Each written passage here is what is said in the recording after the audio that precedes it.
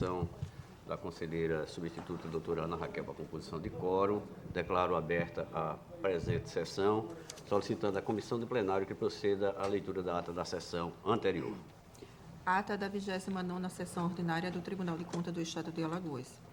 Aos 23 dias do mês de agosto do ano 2022, no plenário das sessões do Tribunal de Contas do Estado de Alagoas, sua presidência, do senhor conselheiro Fernando Ribeiro Toledo, no exercício da presidência, reunidos os senhores conselheiros: conselheira Rosa Maria Ribeiro de Albuquerque, conselheira Maria Cleide Costa Bezerra, conselheiro Rodrigo Siqueira Cavalcante, conselheira substituta Ana Raquel Ribeiro Sampaio Calheiros. O Ministério Público de Contas esteve presente, representado pela doutora procuradora Estela de Barros Lima Melo Cavalcante. Havendo número para deliberar, o excelentíssimo senhor presidente declarou em nome de Deus aberta a sessão, solicitando a leitura da ata da sessão anterior que foi aprovada. Ao tempo que foi lida e aprovada a proposta de resolução normativa número 13 da relatoria do excelentíssimo senhor presidente e conselheiro Otávio Lessa de Geraldo Santos. Não houve matéria na hora do expediente, passou-se para a ordem do dia. Relatora conselheira Maria Cleide Costa Bezerra. TC 5319/2004, prestação de contas de governo. Aprovado parecer prévio, aprovação com ressalva.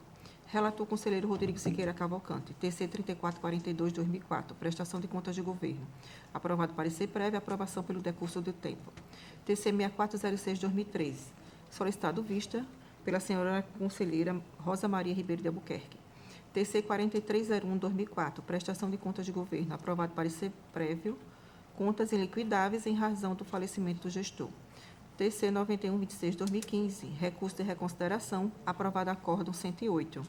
TC 11.106/2015, recurso de reconsideração, solicitado vista pela senhora conselheira Rosa Maria Ribeiro de Albuquerque. O excelentíssimo, não havendo mais processo a relatar, o excelentíssimo senhor presidente facultou a palavra, não havendo quem quisesse fazer uso. Em nome de Deus, encerrou a sessão, convocando-se para a próxima no horário regimental.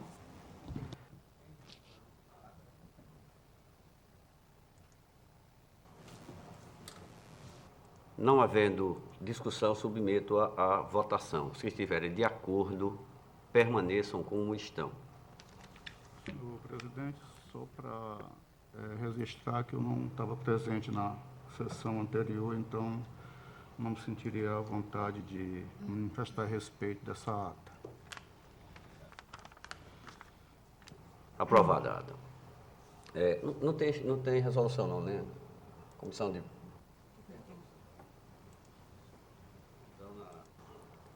Na hora do expediente, eu concedo a palavra a vossas excelências. Não tendo quem dela queira fazer uso, passamos à ordem do dia. Por favor. Se eu puder, 2 minutinhos, eu gostaria de convidar, na ordem do expediente, do dia, aliás, convidar todos os conselheiros para participar do evento que a gente está realizando, Escola de Contas, juntamente com o Tribunal de Contas e apoio também do IRB. Estamos realizando o 13º Educontas na quinta-feira e sexta-feira. A abertura será na quinta-feira. Um evento voltado para as escolas de contas, né? E desde já um evento que, em termos de número de participantes, já é um grande sucesso. O último evento que nós tivemos foi em São Paulo, com 82 inscritos. Nós já contamos com 150 inscritos, né? Um grande evento nacional. E desde já também agradecer todo o apoio dado pelo IRB, pela presidência dessa casa, né? E nós contamos com a presença de todos os senhores, todas as senhoras, na abertura e também nos dias do evento. A gente vai ter como tema, presidente, o papel das escolas de contas no período, nessa era de inovação governamental, né? Esse mundo em transformação que a gente vive na atualidade, e de que forma as escolas de contas podem contribuir para diminuir essa eventual risco, eventual conflito, né? Haja visto que inovação é algo que se ocorre, que se faz dentro daquela tese do experimentalismo, né? Então, é natural que existam equívocos, né? E aí os principais doutrinadores falam que uma das maiores invenções foi a luz, né? E a luz, o inventor da luz, ele tentou mais de 1000 vezes com o filamento, buscando o filamento adequado para poder... Então, isso é uma demonstração de que o mundo está em transformação, as exigências são outras, que os órgãos de controle precisam rever a forma como lidam também com o erro do gestor.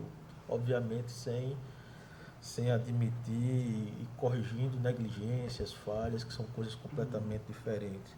Então, seria basicamente esse o convite que a gente formula a Vossas Excelências e contamos com a presença de todos, senhor presidente. Muito bem lembrado, conselheiro. É um evento extremamente importante que o Estado de Alagoas está sediando, naturalmente, com esses parceiros que Vossa Excelência acaba de dizer, tanto o Instituto Rui Barbosa quanto a Tricom, também, que foi um parceiro importante para que isso seja realizado. Portanto, reforço o convite que Vossa Excelência faz a todos os demais conselheiros e conselheiras para esse importante evento que será realizado na quinta e na sexta-feira, ali no hotel Windson, né, o antigo Radisson, não é isso, conselheiro? Isso, perfeito. Portanto, eu estendo o convite e reforço o convite que Vossa Excelência faz aqui nesse plenário. Muito bem lembrado. Muito obrigado, conselheiro. Continua facultada a palavra. Não tendo que a Casa queira fazer uso, passamos à ordem do dia. Para relatar pela ordem a conselheira Rosa. Senhor presidente, senhora conselheira, senhores conselheiros, senhora representante do Ministério Público, doutora Estela, tenho a relatar nesta sessão, presidente, 2 processos, e são processos bem singelos. É um processo de número TC 16042 e o processo TC 769 e seus anexos. Ambos os processos trazidos nesta oportunidade dizem respeito à aplicação de multa em razão do envio a destempo, não envio ou envio a destempo de documentos pelo gestor nos termos fixados na legislação de regência, conforme informações prestadas pelo FUNCONTAS. Nos processos em apreço, houve manifestação do Ministério Público de Contas, o qual no TC 16042 de 2012 não houve manifestação anterior ao acórdão, apenas posteriormente ao mesmo, onde reconheceu a prescrição intercorrente, pugnando pelo arquivamento dos autos. E no TC 769 de 2013 e anexos não se manifestou acerca da prescrição. Neste sentido, e utilizando as atribuições a mim conferidas, voto pela nulidade dos acórdãos números 243 de 2017 e 1077 de 2016, em razão da incidência da prescrição intercorrente anterior aos julgados, consequentemente pelo arquivamento dos processos respectivos, o que faço com fundamento nas disposições constantes dos artigos 48, inciso 2º, da Lei Orgânica do TCEAL, artigo 207, inciso 2º do Regimento Interno, e no artigo 3º da Resolução Normativa número 01 de 2003. É como voto, presidente. Ministério Público, por favor. No processo 16042 de 2012, há manifestação do órgão ministerial no sentido do reconhecimento da prescrição intercorrente, dada a paralisação do processo por mais de 3 anos.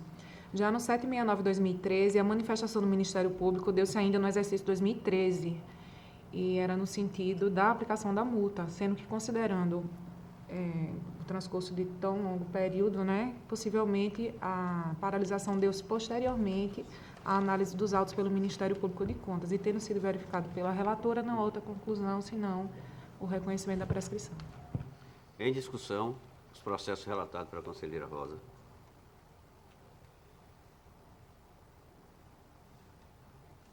Encerro a discussão, submeto à votação. Os que estiverem de acordo, permaneçam como estão. Aprovados. Continua, Vossa Excelência. A palavra, conselheira. Presidente, desta forma, fim da minha pauta. Para relatar pela ordem, conselheiro Anselmo.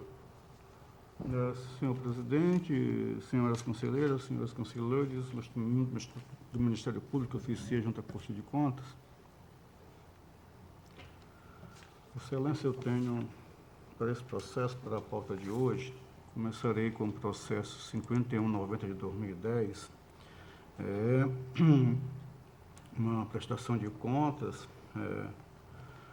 contas de governo do gestor do município de Porto de Pedras, exercício financeiro de 2009. Seguindo o caminho normal do tribunal, do processo desse tipo, os autos foram à diretoria competente, que através do relatório 39 de 2013, apontaram como algumas irregularidades / ilegalidades a ocorrência de déficit orçamentário no valor de 4.280.000, divergência de saldos dos extratos bancários, do valor registrado no balanço financeiro, correspondente a R$ 112.000, arredondando para mais, o descumprimento em manutenção e desenvolvimento do ensino, tendo o município aplicado apenas 23 inteiros e 36% do mínimo, que seria de 25%, conforme estatuído na Constituição Federal, a extrapolação do limite máximo de despesas do Poder Executivo no percentual de 56 inteiros e 0,7%. Contudo, concluiu que a presente prestação de contas só estaria em condições de merecer parecer favorável depois de sanadas as irregularidades citadas, corrigindo-se inclusive os extratos bancários. O tribunal aprovou decisão simples, notificando o gestor, tendo este citado sendo cientificada a decisão simples. Um minutinho, por favor.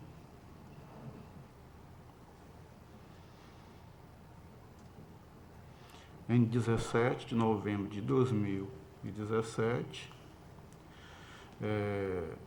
em função disso, representado pelo senhor Carlos Henrique Vilela de Vasconcelos, patrono do gestor, informando que, quando do encaminhamento das informações não teria sido encaminhado cópia da decisão simples aprovada para que o gestor se manifestasse, assim sendo respondido ao seu advogado, encaminhando-se novamente o que fora solicitado, desde então não houve mais manifestação nos autos a respeito. Excelências, tendo em vista aqui o que foi apresentado no relatório técnico, nós temos aqui, e como justificativa de fato, para o nosso entendimento, quanto à proposta, quanto ao voto para emissão de parecer prévio, que já até antecipo, pela desaprovação, reprovação das contas do referido gestor, ela se embasa em que, de fato,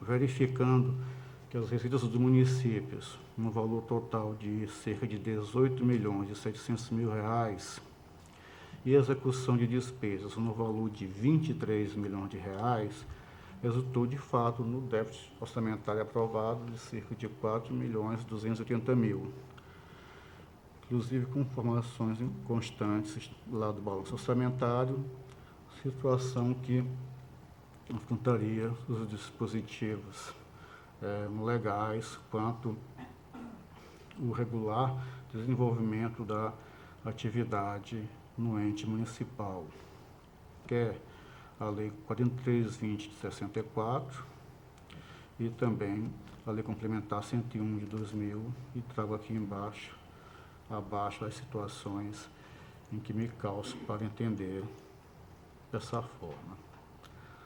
Também ficou demonstrado que o município não enviara o inventário de bens móveis e imóveis, como deveria fazer, identificando se a aquisição foi de bem móvel ou de bem imóvel, o seu valor e, claro, aí fazendo aquela soma no intuito de retratar o patrimônio municipal no decorrer dos anos, desobedecendo aí os artigos 94, 96, 106, 2 da Lei 4320 de 64 e o próprio calendário de gestores desta Corte de Contas. Também não foi enviado o demonstrativo de dívida fundada, que nos permite verificar a dívida contabilizada nos seus demonstrativos contábeis financeiros. E também, por derradeiro, o descumprimento da aplicação mínima na manutenção e desenvolvimento do ensino, pois, segundo os cálculos aqui apresentados, inclusive,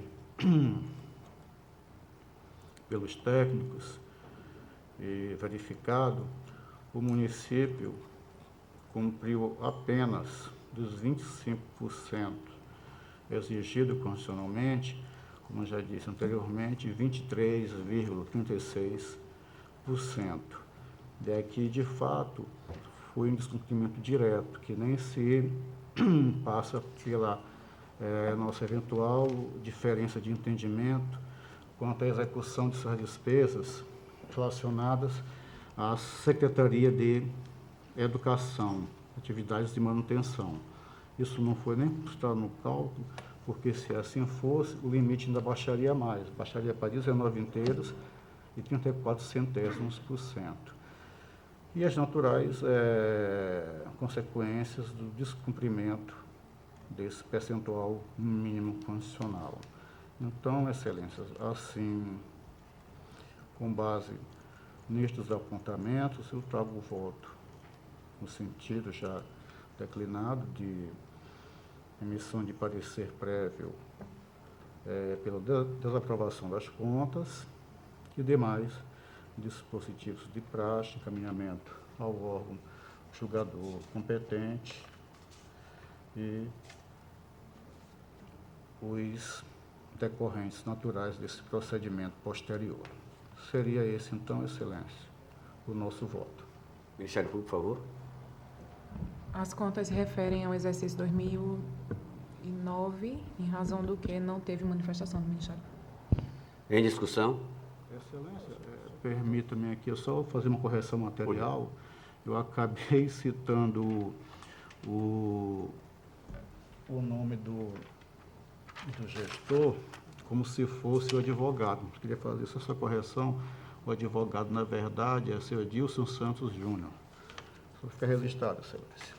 Feita a correção, conselheiros, sem prejuízo algum ao processo que Vossa Excelência acaba de relatar. Em discussão? Para discutir, conselheiro Rodrigo.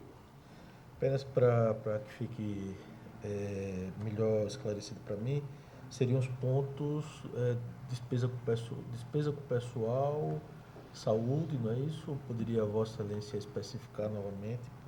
Parece que é educação. Educação, aliás. No parecer, são os seguintes pontos. O déficit orçamentário de 4 milhões, a divergência de saldo bancário na ordem de 112 mil, o descumprimento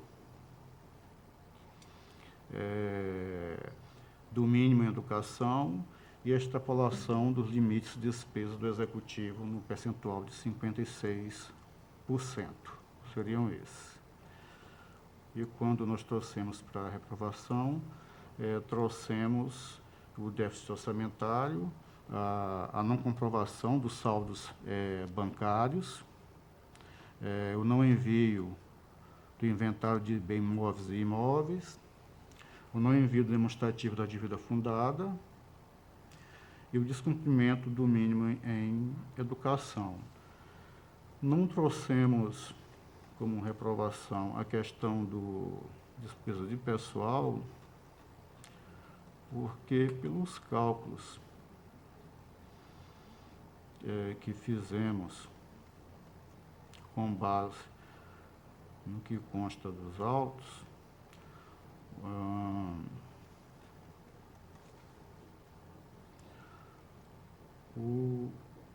houve o cumprimento dessa despesa de pessoal do Poder Executivo. Nós não chegamos a esse percentual de 56 inteiros, chegamos apenas ao percentual de 51,13%. Então, no nosso entender, não estaria desobedecido esse percentual, por assim dizer, constitucional, legal. Continua, Vossa Excelência.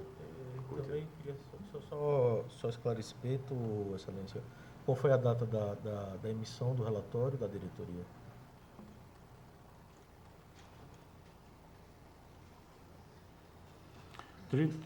O número do relatório é 39/2013.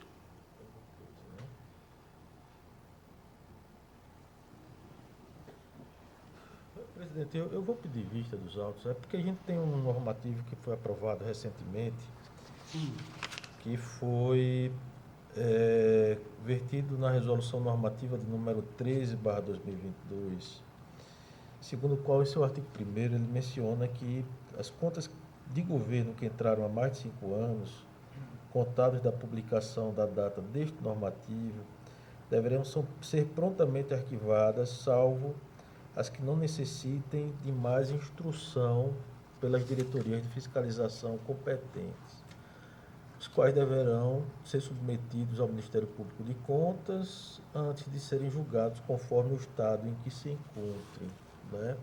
Então, me parece que aqui as contas já estão prontas para serem julgadas, mas são contas de processos muito antigos. Eu queria fazer uma análise apenas com relação a se existe realmente um decurso do tempo entre um ato e outro, entre a emissão do relatório de auditoria, do auditor de controle externo, a justificar uma consolidação das relações jurídicas em face do órgão de controle externo.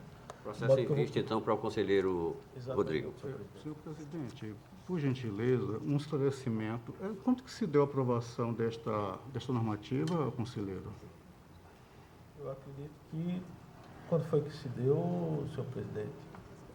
Só verificando a data aí. Quando foi? Semana passada, né? Me parece que a próxima passada. É isso? É a comissão plenária? Essa resolução que faz referência? Houve a publicação, Excelência. A publicação dela foi no dia 25 de agosto de 2022. Ok. 25 de agosto foi publicada. Então é quando ela entra em vigência, naturalmente. Vocês saberiam me informar se essa resolução, eu assim não tenho certeza se ela alterara o regimento interno, mas o procedimento dela, ela obedeceu às 4 sessões de discussão e a 5ª de votação? Não, foram 2 sessões de Porque já tem uma alteração regimental com relação ao prazo, né? Não foi nem regimental, foi uma alteração em uma resolução que existia previamente, que regulamentava as resoluções. A tramitação de resolução normativa. Excelência, e essa resolução que serviu como base para a aprovação desta que o conselheiro Rodrigo está se referindo? Porque, pelo que eu recordo, para qualquer tipo de instrução ou resolução, há uma carência, por assim dizer, de 4 sessões, e na 5ª, deliberação. Foi modificado, Excelência, foi modificado. Sim, exatamente isso. Essa modificação dessa instrução que serviu de base a essa que está sendo aqui trazida para a discussão, ela obedeceu o trâmite regimental, que são de 8 exceções do tribunal, e a aprovação em pleno de 5/7 de conselheiros titulares para alterar o regimento, para poder alterar o prazo de 4 para 2. Eu tenho essa dúvida. Inclusive, Excelência, eu queria fazer uma solicitação até formal, inclusive sessão vou fazer também, através de ofício, a coordenação que ela possa me informar quantas e quais as sessões em que ocorreu essa tramitação e na sessão de votação se houve a obediência dos 5/7 dos conselheiros titulares para a sua aprovação. Pelo que me recorde, era o que até então constava do regimento interno do Tribunal de Contas. Sem isso, eu acredito que, assim, até fazendo um juízo sem ter informação completa, mas eu acho que eu tenho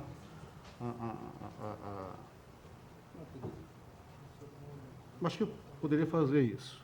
Se não foi obedecido isso, a aprovação me parece incorreta e qualquer outra instrução ou resolução a partir dela também estaria, não queria usar uma palavra viciada, é muito forte, mas também não estaria conforme os normativos do tribunal.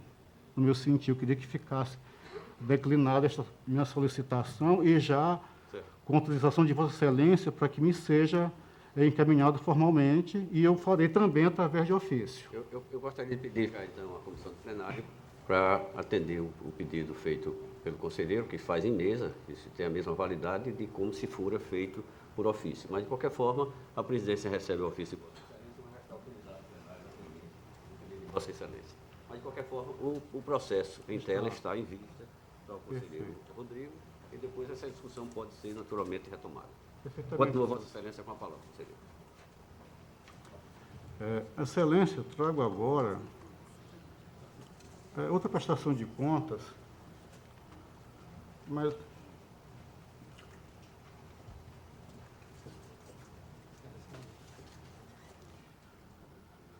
esta aqui é de contas de gestão, do exercício de 2005 do município de Atalaia. Só um minutinho, para que nós possamos continuar, eu peço novamente a convocação da conselheira substituta, doutora Ana Raquel, para a composição de quórum, que nós estamos, então, a conselheira Rosa. Então, só para a confirmação de quórum, a convocação, então, novamente, da conselheira substituta, doutora Ana Raquel. Desculpe, conselheiro, pode continuar, Vossa Excelência, com a relatoria. Então, é um processo extenso. Como eu estava falando, processo de contas e de gestão do gestor do município de Atalaia, exercício 2005.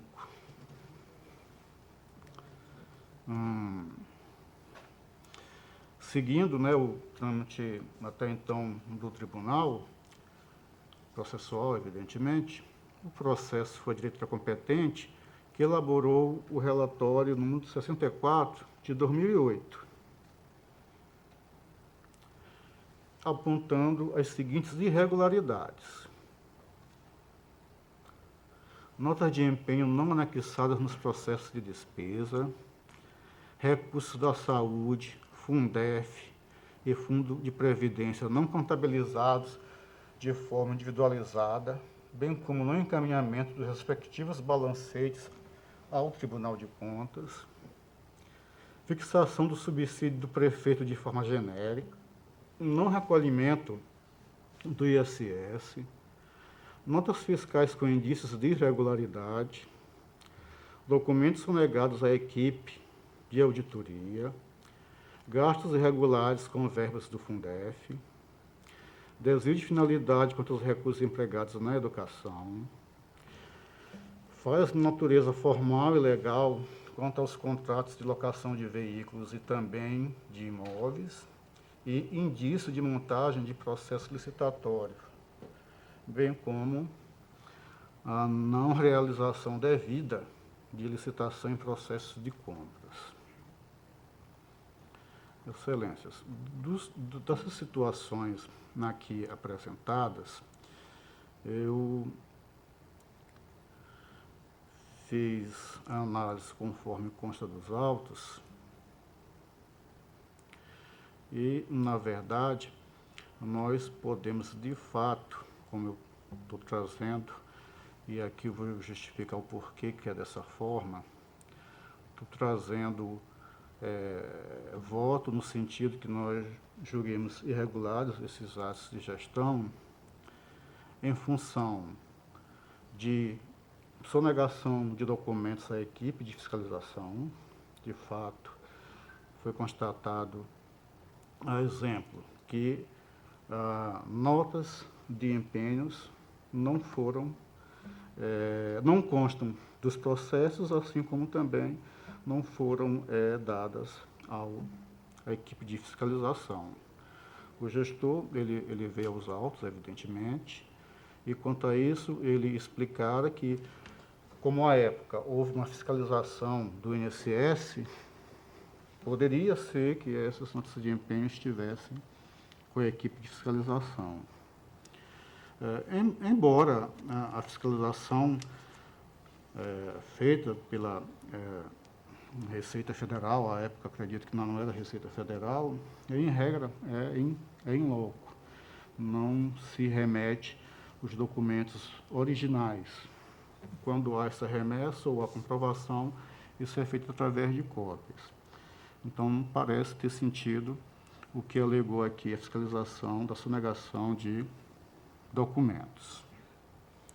No que se refere à contabilização dos recursos saúde, Fundef e Fundo de Previdência, na contabilidade do ente municipal, nós verificamos, por poucos demonstrativos constantes nos autos, o que aconteceu unicamente foi a não contabilização de valores relacionados com o Fundo de Previdência, mas com relação à saúde, o Fundef tem contabilização individual. Verificamos também que não há, no período, o envio das prestações de contas da saúde, Fundef e do Fundo de Previdência, tendo em vista que cada um deles tem os seus gestores próprios a fim de fazer essa prestação junto ao Tribunal de Contas. Então, nessa situação, eu entendo que assiste razão apenas a questão da contabilização dos valores relativos ao Fundo de Previdência à época do município. Quanto à questão de fixação do subsídio de prefeito de forma genérica, aqui é uma coisa até assim inusitada, pitoresca. Há uma previsão legal que o prefeito ganharia quantas vezes o valor do vereador à época. Evidentemente que essa vinculação de muito ela não é permitida. Mas assim também não vejo como que a gente poderia fazer relacionamento disso com o prefeito, porque na verdade a iniciativa de fixação é da Câmara. O prefeito ele não inicia o processo para fixação dos seus vencimentos. Então, nesse sentido, eu acho que não caberia trazer voto utilizando esse fundamento como negativo na gestão do prefeito. Quanto ao recolhimento do ISS, de fato, nós constatamos aqui, e há juntada de alguma documentação de forma amostral, alguns recibos de prestação de serviço em que não há a retenção do devido imposto. Isso, na verdade, como disse o relatório, que indicaria, eles entenderiam como se fosse uma renúncia de receita. Na verdade, isso não seria renúncia de receita prevista lá no artigo 14 da LRF, são outros fatos. O que houve foi mesmo não a arrecadação daqueles valores de tributo de sua competência, como está na Constituição, e não renúncia de receita. Agora que também nós ficamos presos quanto a essa análise, porque a equipe de fiscalização, quando juntou a informação, não trouxe as outras que especificassem se de fato, se naquela prestação ali, haveria necessidade de retenção daquela forma. Nem juntou trechos da lei, nem a própria lei, até em pesquisa que nós fizemos, não conseguimos encontrar a legislação tributária municipal para dar. Então, aqui nesse sentido, nós também entendemos que o tribunal pecou em fazer esta comprovação.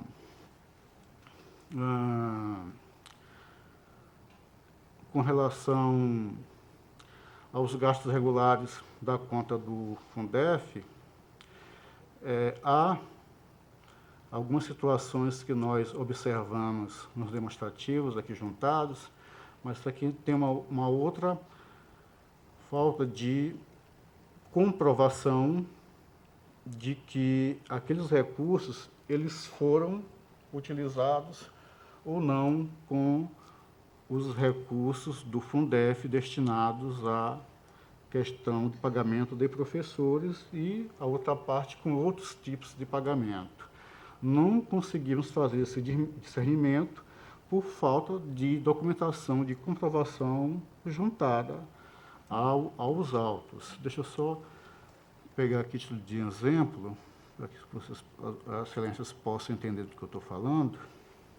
Um minutinho, que é um voto extenso, muitas informações.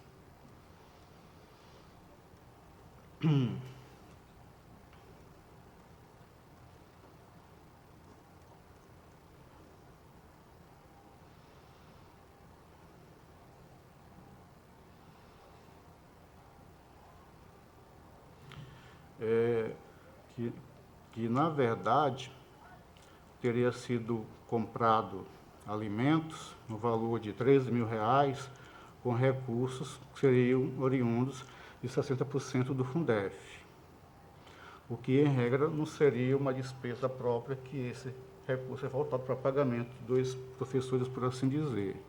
Mas como não há a documentação comprobatória disso, também não temos como aferir esse ato de gestão negativo ao prefeito à época. O relatório também traz desvio de finalidade para os recursos empregados na educação. Aqui foi o pagamento de shows artísticos, mas comprovamos nos autos que também esse pagamento ele está contabilizado na rubrica de cultura,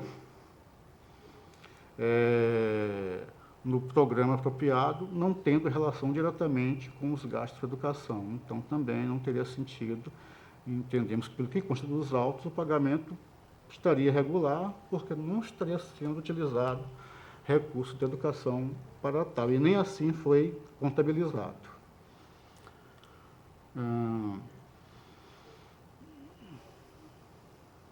Quanto à questão da natureza, faz natureza formal e legal dos contratos de locação de veículos e imóveis, e também, assim como os indícios de montagens nesses processos, de fato, a gente observa que todos eles foram feitos através de contratação direta.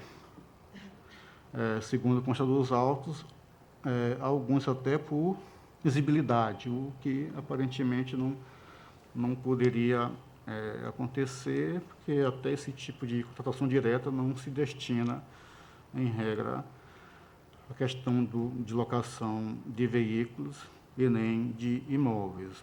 Parece dar a entender que foram feitos vários procedimentos com o intuito de, talvez, aqui não ser utilizado um procedimento adequado em função do valor quanto a essas contratações.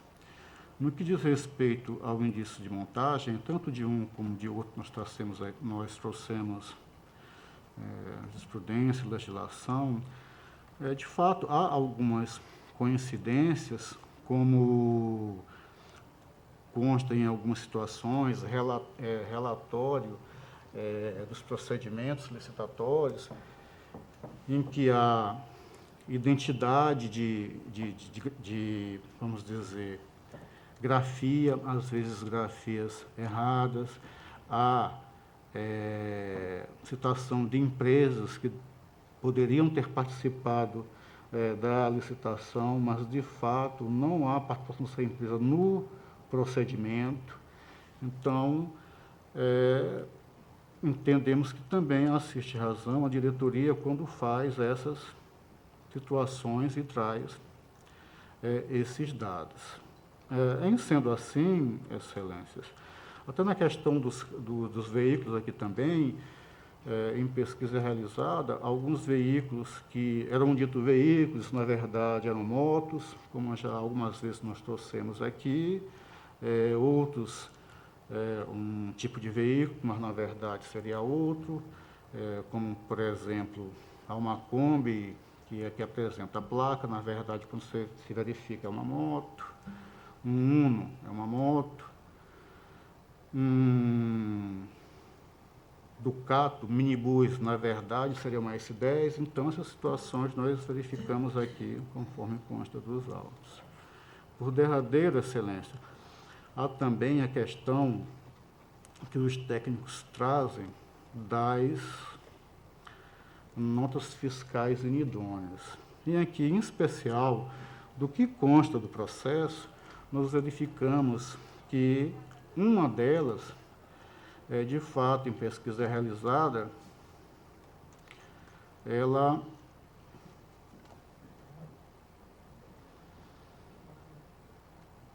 seria uma nota fiscal inidônea. Seria a nota fiscal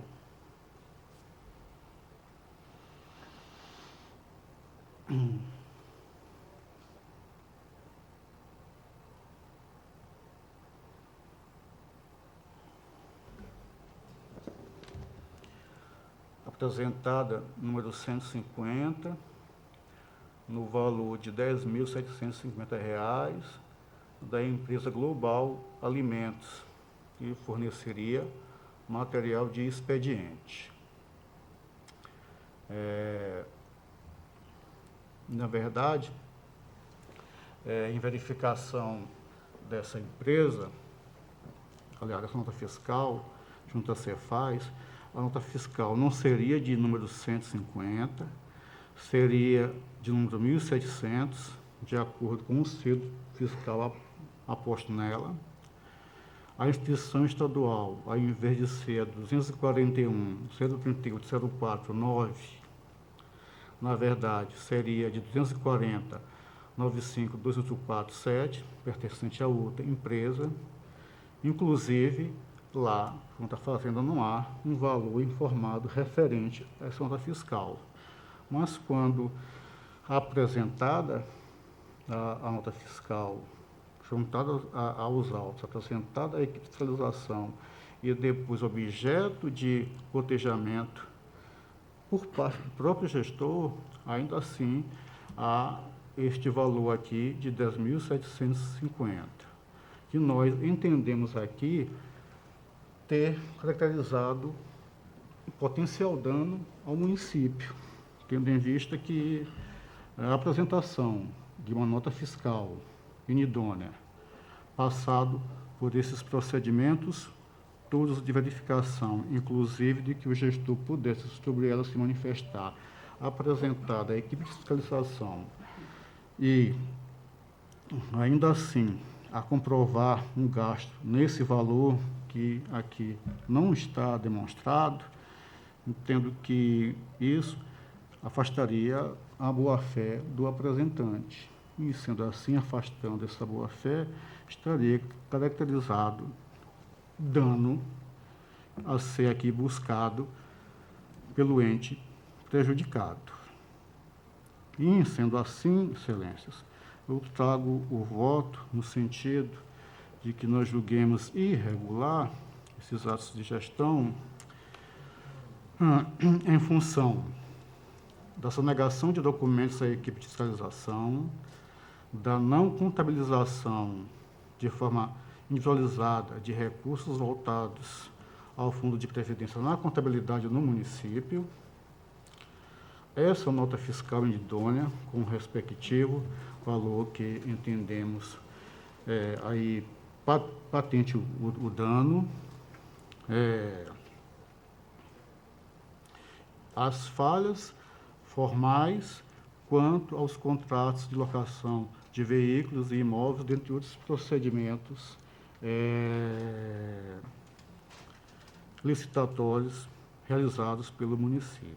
Em sendo assim, Excelência, o meu voto não poderia ser de outra forma, como já disse, que não fosse a reprovação, o julgamento irregular das contas de gestão do exercício 2005 do responsável do município de Atalaia.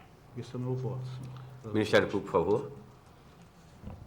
Bem, como o processo trata de contas da gestão do exercício 2005, não houve manifestação do Ministério Público de Contas, mas aqui a gente sempre levanta, né, a questão da prescrição de qualquer pretensão punitiva do tribunal e em relação a eventual ressarcimento, o entendimento fixado pelo STF no sentido de que só são imprescritíveis aqueles, o que decorra de ato de improbidade doloso.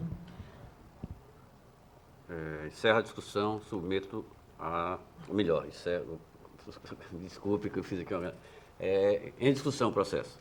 Senhor presidente, da mesma forma, à luz do normativo 13/2022, eu vou pedir vista para analisar o dano que foi apontado ao erário, verificando se houve realmente dolo por parte do gestor, à luz também do entendimento do Supremo Tribunal Federal, ressaltando que, como mencionado pelo Ministério Público de Contas, toda e qualquer sanção em face do gestor, ela está prescrita, né? Qualquer sanção, ela está prescrita. E a tutela ressarcitória, ela também, se não for decorrente de um ato doloso, ela estaria prescrita. Eu ressalto, presidente, que esse processo ele ficou paralisado, sem nenhuma movimentação durante 9 anos. Nenhuma movimentação. 9 anos paralisado esse processo, né? Então, de modo que eu vou pedir vista do mesmo e assim que eu receber, eu trago o voto, se é de fato, no sentido se é de fato de conversão do feito em tomada de contas especial. Em vista o processo para o conselheiro Rodrigo. Continua Vossa Excelência, conselheiro, recebe uma palavra.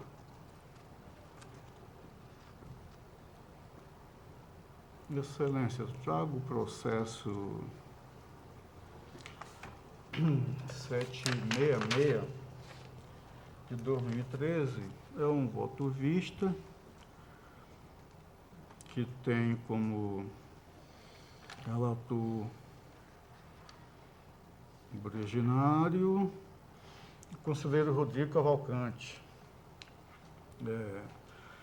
Basicamente, assim, esse processo, o relator ele reconheceu prescrição intercorrente pós-julgamento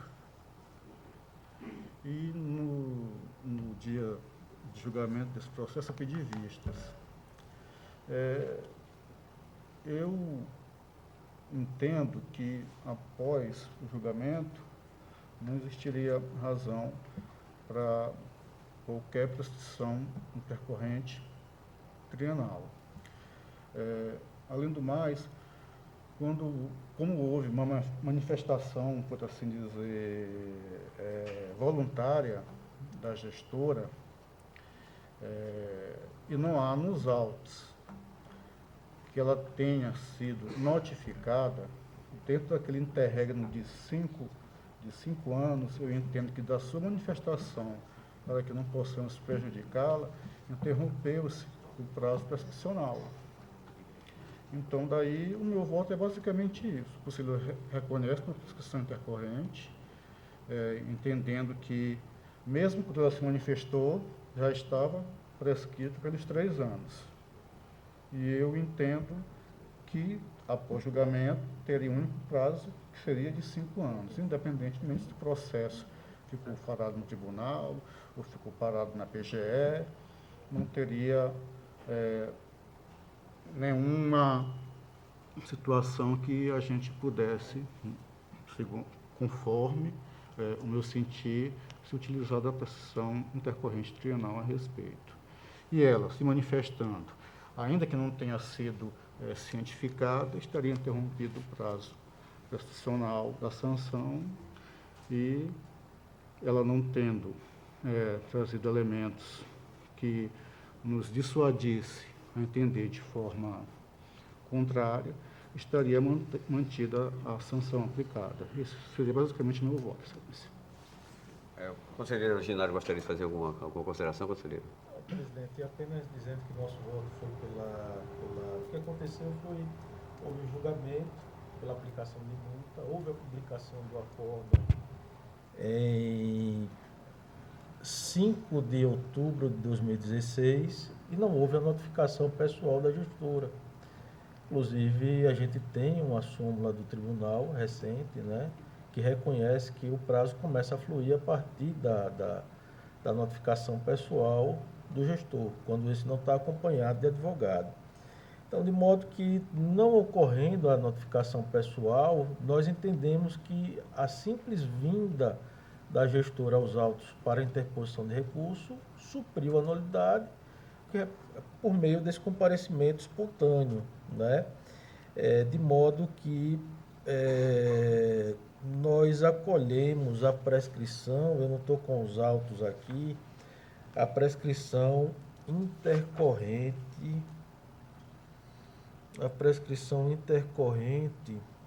pelo fato, no caso, prescrição trienal, né? Por ter ficado paralisado por mais de 3 anos, da data da publicação do acórdão até comparecimento espontâneo, né? Essa é uma questão que, para mim, é muito clara, que o prazo ainda é trienal, né? Mas que eu reconheço que há uma divergência pequena aqui nessa Corte de Contas, porque alguns conselheiros entendem que a prescrição, a partir da publicação do acórdão, seria da pretensão executória. Eu vou só fazer uma pergunta ao vistor. Na hipótese do processo ficar paralisado na fase recursal, durante 3 anos, qual é o prazo prescricional que Vossa Excelência aplica? Excelência, não havendo julgamento de mérito do processo, seria a prescrição intercorrente, trienal. Foi o que aconteceu. Não houve em definitivo, né? A gente não houve a consolidação do título, né? Então, a fase em que surge a prescrição da pretensão executória somente após a consolidação do título, né? De modo que fortalece ainda mais o raciocínio de Vossa Excelência a minha concepção de que o prazo prescricional ele é intercorrente até a consolidação Enfim, esse foi o meu voto, senhor presidente. E após o julgamento, não se aplicaria a questão do prazo intercorrente trienal pós-julgamento. Julgamento, processo, não algo do mérito do processo, não algo intermediário, atravessado, talvez liminar, mas o julgamento mesmo que se trata do processo, da própria sanção. Para mim, isso também resta evidente, claro. Há alguma consideração do Ministério Público? Porque já se manifestou no ato como se trata de um voto vista, só para... Não, eu reitero o meu entendimento, que eu já externei em outras ocasiões, né, no sentido de, enquanto pendente o procedimento, é possível o reconhecimento da prescrição intercorrente, né? A lei fala que incide a prescrição intercorrente no procedimento. Então, se após o julgamento não houve a constituição definitiva do título, o procedimento está em curso, né? Numa fase recursal, mas o procedimento está em curso. E quando se fala de processos que estejam na PGE, a gente já está aí na fase executória, após a constituição definitiva, né? Então, após o trânsito em julgado, a gente tem a constituição definitiva do título e aí sim a gente começa um outro procedimento. Mas enquanto o procedimento de aplicação de sanção está em curso, eu entendo pela possibilidade de reconhecimento da prescrição intercorrente. Em discussão. Excelência, então, o Supremo traz que se aplicaria a prescrição após a constituição do título executivo. Se ele não foi constituído, então nem se poderia falar de prescrição, não seria isso, doutora? Falando de prescrição da pretensão punitiva, né? Sim, mas prescrição da pretensão punitiva ela só pode ocorrer antes da constituição do título. Mas sim, o entendimento que aparentemente está sendo usado é com base no que entende o Supremo, que essa prescrição apenas aconteceria depois de constituído o título sancionatório executivo, então, a rigor para trás, não haveria nem sentido, então, nós tratarmos de prescrição. Não seria isso? Prescrição da pretensão punitiva antes da constituição do título. Prescrição da pretensão executória após a constituição do título. Mas não é exatamente isso. O Supremo não disse que, constituído o título, inclusive o TCU tem julgados 2021, 2022 a respeito, em que ele alega exatamente isso,